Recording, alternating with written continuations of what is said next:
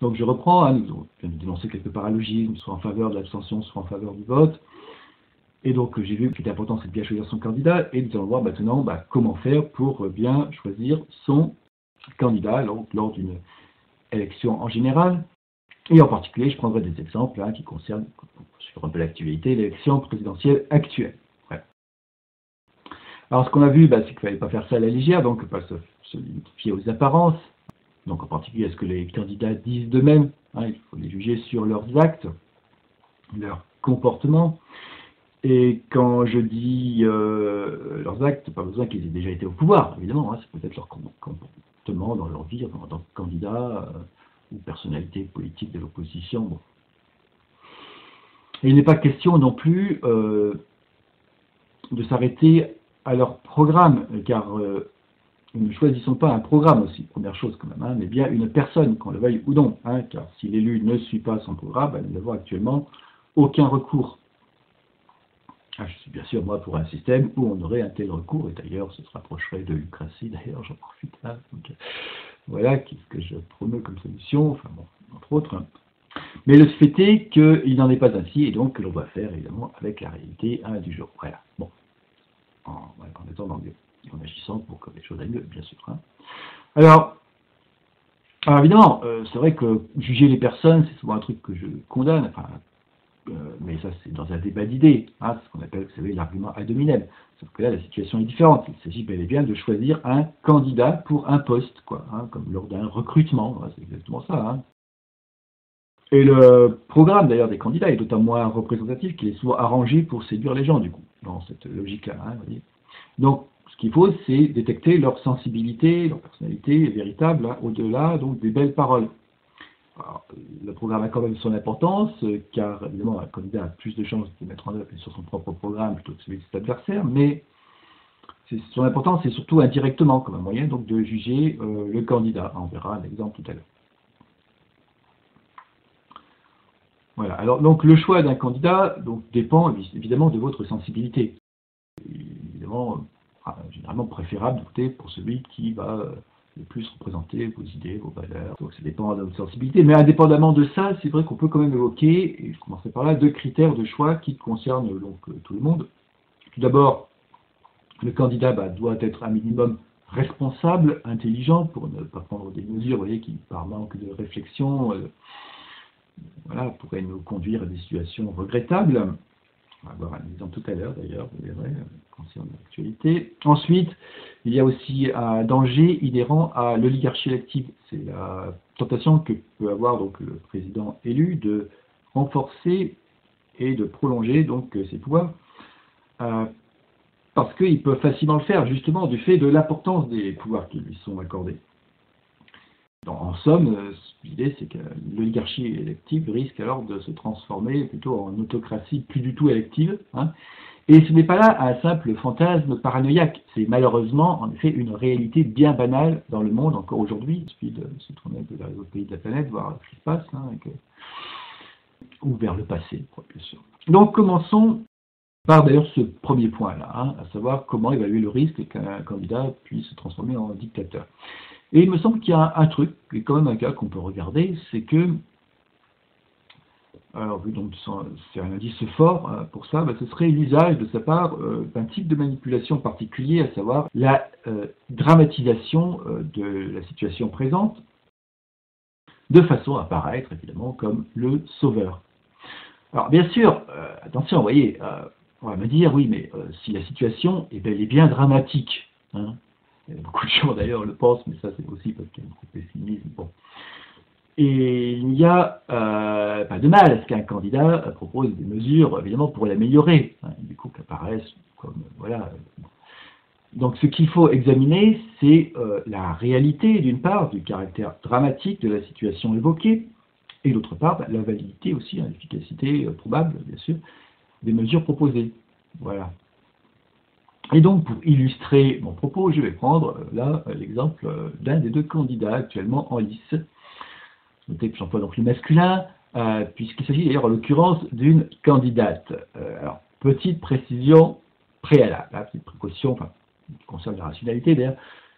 Comme vous le savez, donc cette candidate, en tout cas, donc ses idées, son parti sont plutôt clivance, c'est-à-dire qu'il y a des gens qui sont à fond pour, d'autres à fond contre.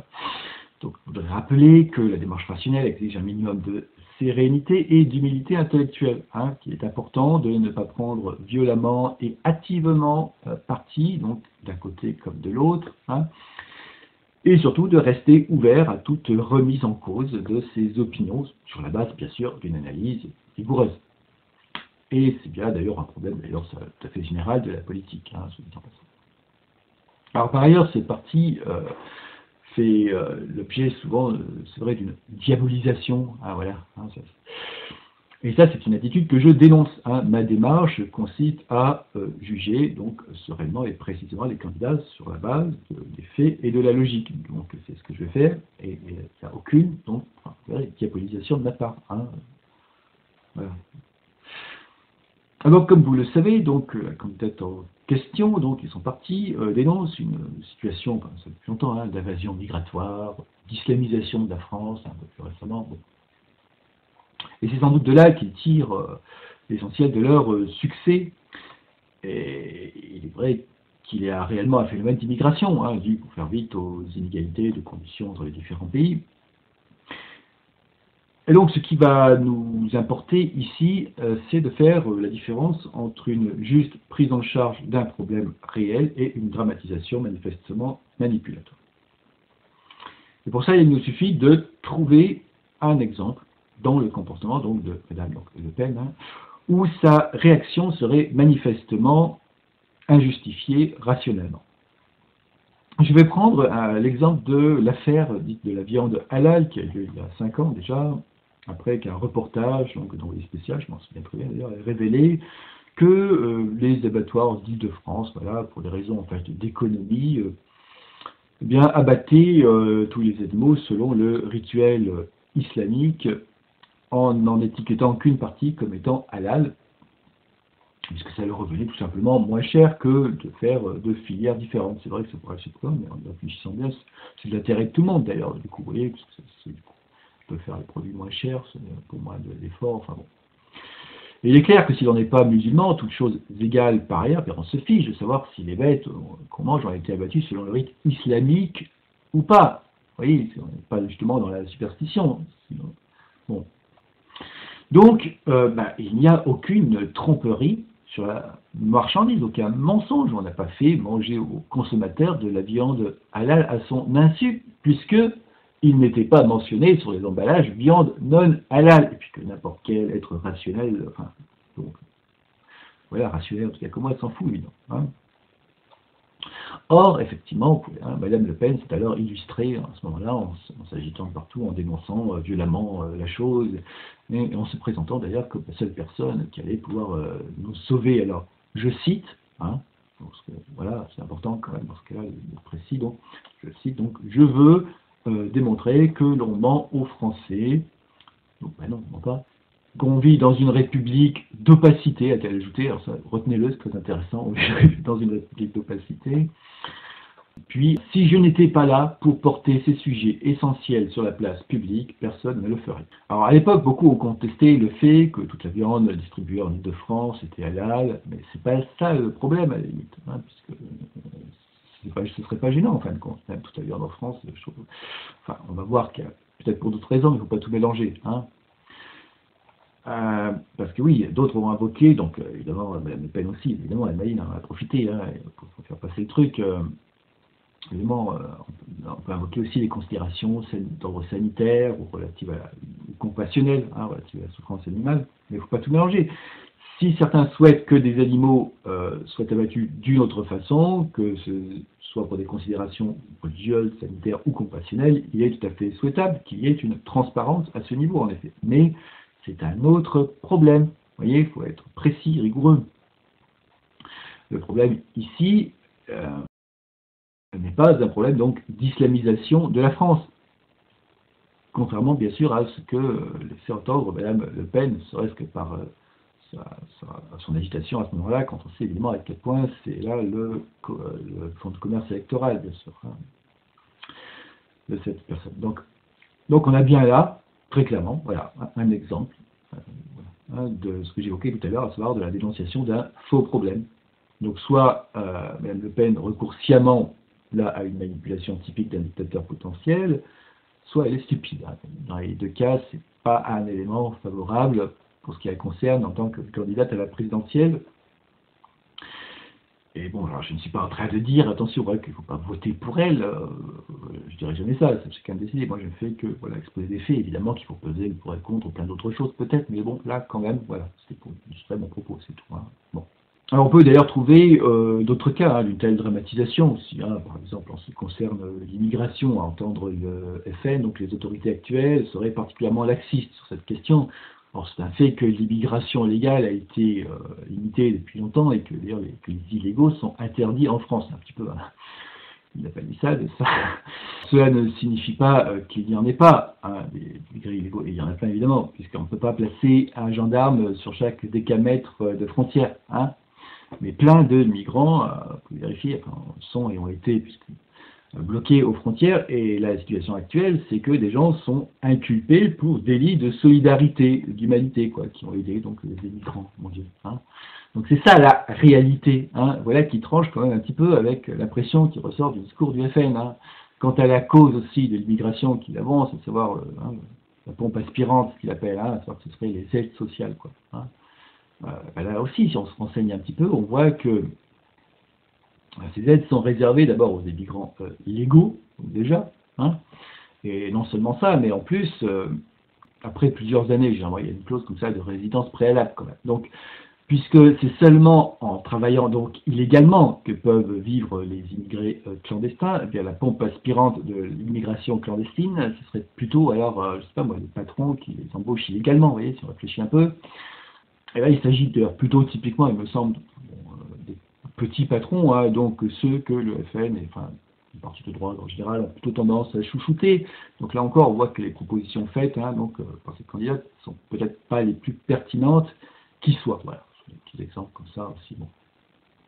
Et d'ailleurs, histoire d'être positif, c'est souvent, vous pouvez remarquer ce que je fais, si on veut résoudre ce problème sans tomber pour autant dans une société ultra répressive, la solution serait d'agir sur ces causes, donc la pompe aspirante, à savoir ici tout simplement le système d'économie de marché, comme avec Lucratie, par exemple, les solutions économiques lucratives qui sont proposées, les pubs, j'ai fait une vidéo là-dessus aussi. Donc, pour donner maintenant un exemple, je viens là de risque de comportement irresponsable, stupide, et dangereux, vous allez voir, je vais prendre une autre mesure proposée par cette candidate, qui paraît assez anodine, voire séduisante, en particulier pour des gens qui, comme moi, sont plutôt, on va dire, laïcs, vous savez, voire très critiques à l'égard des religions existantes. J'ai aussi fait des vidéos là-dessus, vous pouvez vérifier, je raconte pas cette histoire. Bon, à savoir l'interdiction donc des signes religieux ostentatoires dans l'espace public. Ça, c'est pareil, voilà. Et on va voir justement, on va faire un peu l'exercice de jouer un peu les bons chefs d'État, comment bien anticiper et tout. Alors de fait, cette interdiction de sa part vise évidemment les musulmans, car d'ailleurs elle a précisé que cela ne concernait pas, elle a pris soin de dire explicitement le port d'une croix en pendentif, mais seulement des signes bien visibles, comme par hasard, effectivement, un voile sur la tête. Alors d'ailleurs, le fait de se draper comme ça du voile neutre de la laïcité relève clairement d'une stratégie d'auto-dédiabolisation, si je peux me permettre l'expression, car cette mesure va signifier, très concrètement, là quand même que les bonnes sœurs ne pourront plus sortir de leur couvent, sauf découverte, ce dont on se doute bien que ça n'est pas un souhait spécial de la part d'un parti d'extrême droite, c'est-à-dire plutôt conservateur, et attaché à la culture française. Bon. Alors de plus, cette invocation de la laïcité est non seulement opportuniste, mais totalement illégitime. Cette dernière consiste à séparer l'État des questions religieuses. Elle assure à tout croyant le libre exercice de son culte, y compris du prosélytisme d'ailleurs. C'est ça la laïcité, à ne pas confondre avec l'anticléricalisme. Et il serait bon d'ailleurs de rappeler ici les articles, je vous renvoie, 10 et 11 de la Déclaration des droits de l'homme et du citoyen. Et personnellement, je suis pour la liberté de faire du prosélytisme. Je veux dire par là que quiconque le souhaite puisse communiquer à autrui tout le bien qu'il pense de sa religion, à la condition, bien sûr, qu'on puisse tout aussi librement communiquer à autrui tout le mal qu'on pense de telle ou telle religion. Parce que vous voyez que si l'on s'en prend à cette liberté, ben, comme beaucoup le font de fait en diabolisant le prosélytisme, hein, c'est alors qu'on limite le champ d'expression aux options dominantes et que du coup, ben, on devient de fait sectaire et totalitaire, hein, ironiquement. Hein. Alors le problème, bien sûr, c'est lorsqu'il y a harcèlement. Là, évidemment, je suis d'accord. Hein. Lorsqu'il y a une nuisance effective à autrui. Et il faut être précis sur ce point, d'ailleurs, pour éviter le phénomène aussi de la pente glissante, hein, qui pourrait conduire à interdire beaucoup trop de choses en prétextant à chaque fois que ce serait le début de la fin, si on autorise ceci ou cela. La limite sur celui qui est une ligne rouge, vous voyez, la limite sur ce que l'on peut faire ou pas doit être claire. Donc, par exemple, il me semble que la façon dont on s'habille ne devrait pas constituer une nuisance à autrui. Pourquoi? Parce qu'il est humainement facile de détourner son regard. Voilà.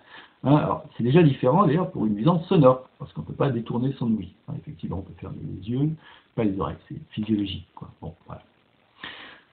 Alors de plus, la principale raison du port du voile, donc par les personnes concernées, n'est même pas le prosélytisme, soit dit en passant. Hein, il y a plusieurs raisons, mais bon, je dirais que la principale, c'est tout simplement qu'il s'agit d'une prescription religieuse. Ça fait partie de leur pratique. Alors, pas de tous les musulmans, je sais bien, enfin, de certaines mouvances, donc peu importe, hein, c'est leur religion à eux dans ce cas. Bon. D'où du coup le problème de liberté religieuse que pose cette mesure. Hein. Si les interdictions, par contre, on va dire actuelles, me semblent justifiées, hein, pour des raisons de sécurité dans le cas du voile intégral ou de laïcité dans le cas de l'école, puisque c'est la République, c'est l'État, quoi, hein. Eh bien, ce n'est clairement pas le cas de cette mesure donc proposée par donc Madame Le Pen, mais il y a bien pire si on réfléchit. Parce qu'un bon chef d'État doit bien réfléchir aux conséquences des décisions qu'il prend. Hein. En particulier, voilà, il doit avoir une connaissance de la réalité humaine. Hein. Il ne suffit pas de faire des discours démagogiques là-dessus qu'on doit... c'est ça le problème, ils sont tous des beaux parleurs, mais il faut vraiment juger. Pour ça, il faut réfléchir soi-même un peu. Hein. Or, donc, ce port du voile correspond non seulement à une prescription religieuse, mais aussi, de fait, à une tradition. Hein. C'est un trait culturel pour certains. Bref, ils risquent d'en faire, ces gens-là, une part de leur identité. C'est intéressant, de la part d'ailleurs du Front National, question d'identité. Et oui. Donc, beaucoup risquent d'y être évidemment attachés, vous voyez, c'est humain. Hein, et d'ailleurs, de s'y attacher d'autant plus qu'ils se sentiraient stigmatisés par cette mesure. Bref, une telle mesure a toutes les chances de renforcer le communautarisme. Non seulement beaucoup de musulmans fondamentalistes donc, vont continuer donc, de le porter, enfin, les musulmans, bon, par défi, hein, mais d'autres, moins fondamentalistes, risquent de les rejoindre, du coup, et je soupçonne même certaines gauchistes d'être tentés par les choses. Donc vous imaginez quand même le travail que ça va faire pour les forces de l'ordre, qui, bien sûr, n'ont rien de mieux à faire actuellement, hein, on est bien d'accord. Hein. Alors, bien entendu, certaines interpellations risquent de mal se passer, hein, statistiquement, on a déjà vu ça, et là, ce sera beaucoup plus étendu. Et ce qu'on a vu aussi, c'est que souvent, dans ces cas-là, émeute, hein, mais là du coup c'est vraiment généralisé là, hein, donc la police risque d'être un peu débordée. Bon, alors que ce soit bien clair, je ne soutiens pas moi ces attitudes là, bravage, identitaire, ce que vous voulez, mais bien sûr que c'est stupide, évidemment, mais voilà, c'est comme ça, on ne va pas changer l'humain du jour au lendemain, quoi, hein. Et donc on voit que de fil en aiguille, la violence là risque de croître et qu'on risque rapidement, vu que cette population est quand même pas négligeable justement, hein, voilà, de se retrouver en pleine guerre civile. Donc c'est carrément dangereux ça. Hein, voilà. Et donc un bon chef d'État doit savoir anticiper et prévoir ce genre de choses. Et là clairement on voit que ce n'est pas le cas donc, de l'un des deux candidats actuels. Et qu'il y a donc un réel danger, on va dire, si du moins on aspire à une France apaisée. Hein. D'ailleurs, histoire d'être constructif hein, par rapport à cette question, donc comment résoudre éventuellement les problèmes de violence, peut-être même à l'immigration ou à l'islam, eh bien, c'est très simple, il suffit de s'en prendre précisément aux sources de violence, d'identifier les sources de violence et non pas de s'en prendre à des symptômes qui ne posent aucun réel problème en eux-mêmes, comme le port du voile. Hein. Donc là oui, que la police réprime, ce que vous voulez, enfin, toute forme de violence, l'éducation aussi joue son rôle préventif, bien sûr, hein. Donc y compris en cet cas aux sources de violence au sein des religions, comme j'ai fait moi-même dans une vidéo d'ailleurs, je crois, qui s'appelle Le Message, je sais pas si ça m'intéresse. Donc, voilà, ça, je veux bien, quoi. Hein. Parce que si on s'en prend explicitement à la violence, eh bien, voilà, les gens, ils vont comprendre, quoi. Ce sera mieux admis, et en plus que d'être, évidemment, beaucoup plus efficace. Enfin, c'est clair. Bon. Alors, du coup, aussi, tant que je suis là, un autre point généraliste aussi dans le choix d'un candidat, c'est sa cohérence. Alors, c'est vrai que c'est souvent facile de trouver des incohérences dans les polémiques, mais il ne faut pas dire, des fois, quand même, c'est un peu gros, quand même. Là, hein. On a là, par exemple, une candidate qui prône donc la transparence, vous avez vu, pour la viande halal, tout en refusant de se présenter devant la justice avant l'élection, hein, donc c'est en 2017, pour les affaires d'emploi fictif la concernant, enfin, il y a bien enrichissement personnel d'ailleurs, enfin, pas d'elle précisément, mais d'amis, quoi, hein, puisqu'il s'agit de salaire versé, hein, pas des frais de campagne. Hein. Voilà, candidat, on a un candidat qui prétend combattre le communautarisme, et comme on vient de le voir, ces mesures seraient plutôt de nature à le raviver. D'ailleurs, ce qu'on pourrait dire à propos de communautarisme, je vous laisse un peu méditer là-dessus, si on réfléchit bien, c'est qu'on a une candidate qui est lui-même communautariste. Enfin, vous voyez, chez une communauté. Le problème étant d'ailleurs que c'est pas seulement le communautarisme, c'est plus l'intolérance qui est le problème. Et là, c'est un problème d'intolérance en fait qui est là derrière, évidemment. Hein. Donc, candidate qui nous promet aussi une France apaisée, mais si, okay, attendez qu'on vienne voir où pourrait nous conduire sa politique. Bien. Donc, je ne diabolise personne, hein, j'argumente, je rappelle, je parle d'une part de valeurs, j'expose des faits et des choses objectives simplement. Hein. Je ne suis pas rentré dans les questions par rapport à l'immigration, tout ça, l'assimilation, voilà. C'est juste que c'est contre-productif ce qui est proposé comme solution, quoi. Voilà. Voilà, alors après, moi, voilà, j'ai trouvé plus de ce côté-là, c'est vrai, c'est pour ça que je pourrais paraître, bon, si quelqu'un voit des choses comme ça avec l'autre candidat, il n'y a pas de problème, hein, je sais pas moi, bon, j'ai simplement vu des exemples un peu préoccupants. Parce que bon, c'est vrai qu'on parlait de diabolisation, et moi j'aurais quand même que M. Macron était quand même pas mal diabolisé ces derniers temps, hein, comme le représentant d'un système, mais là encore, il faut voir les faits précis. Le fait d'avoir travaillé dans une banque, même à haut niveau, ne fait pas de vous forcément quelqu'un au service des banquiers après. Je ne sais pas, mais bon, vous voyez. Hein, puis alors, c'est quoi aussi ce système d'ailleurs, hein, dont on parle là, hein, parle-t-on du système économique, mais là, tous les deux candidats sont partisans de ce système, à savoir l'économie capitaliste de marché. Hein, enfin, en tout cas, les deux candidats en lice. Et voilà. Et pour ceux qui auraient des doutes d'ailleurs concernant Mme Le Pen à ce propos, je rappelle que, puisqu'elle est au pouvoir aussi déjà d'une certaine façon, hein, puisqu'en tant que députée européenne, bon. Et là, si on regarde ses actes, à contrario donc de ses dires, l'acte c'est qu'elle a voté en faveur de la directive pour le secret des affaires, hein, un truc qui permet aux multinationales de magouiller contre le bien commun, donc à propos de la transparence là encore d'ailleurs. Hein. Alors parle-t-on du système politique, l'oligarchie élective, hein, favorisant la démagogie, donc, hein, je crois que là, sans commentaire. Hein. Ou alors, je ne sais pas moi, d'un complot judéo-maçonnique de banquiers apatrides. Alors, on va peut-être rester sérieux là, 5 minutes quand même. Hein. Vous voyez que tant qu'on ne précise pas clairement les choses avec preuves à l'appui, l'argument du « je suis anti-système » est clairement un argument manipulatoire, démagogique. Hein. Si complot il y a, moi je ne nie pas qu'évidemment, il puisse y avoir des complots, bien sûr, hein, mais ouais, l'important c'est de s'attaquer à la cause des causes. Ils sont motivés par l'appât du gain et du pouvoir. Mais quelle est la cause de ces gains et pouvoirs? Voilà la vraie question, la vraie source des problèmes, hein, à laquelle on devrait s'attacher, quoi. Hein. C'est sur quoi il serait plus judicieux d'agir que de diaboliser des gens, vous voyez. C'est toujours malsain quand même, quelque part, hein, pour aussi de France apaisée, hein, du monde apaisé d'ailleurs. Et là, la cause, c'est selon moi, évidemment, essentiellement le système, on va dire, économique, ce que, donc, pour ma part, précisément, je propose de modifier grâce à, voilà, la démocratie, tout ça, voilà. Donc, vu qu'aucun des candidats ne propose de modifier cela radicalement, quels critères prendre en compte dans ce cas, sur cette question, pour ceux qui, comme moi, donc, aspirent à une alternative véritable au capitalisme? Eh bien, je dirais que, déjà, un candidat, ce serait préférable, un candidat moins idéologiquement et violemment, on va dire, vous voyez, anti-gauchiste primaire, on va dire, pour qu'on ait une certaine oui, liberté de propager et d'expérimenter nos idées. Hein.